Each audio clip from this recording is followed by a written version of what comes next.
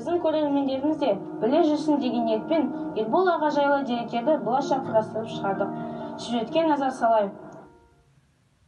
Желтоқсан көтерілісі кезінде алаңда болған соққыдан көз жұмған жас Ербол Сыпатаев болатын. Ол туралы деректер өте аз.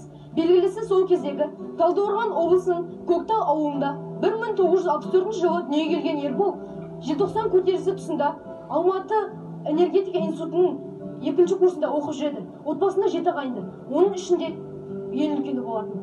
Мектеп комсомол ұйымын басқарған, сабақты өте жақсы оқыған. Інісінің айтуынша, әкесі Ерболға сабақты үздік оқыған үшін деп велосипед әкеліп берген. Қамқор, жанашыр бала болып өскен. Жоғары оқу орнына құжат тапсыру сәтсіз болыпты. Оқуға түсалмаған соң ауылда шопыр болып жұмыс істеді.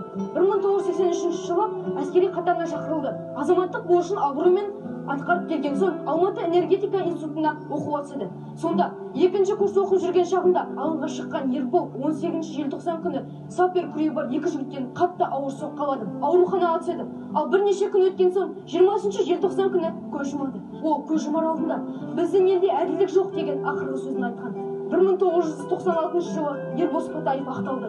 Туған жерінде Сыпатаев атында орта мектеп, көше мен ескерткіш бар. 1994 жылы Ербол Сыпатаевтың 30 жылдық мерейтойына байланысты Алматы энергетика және байланыс университетінде арнайы оқу залы ашылды.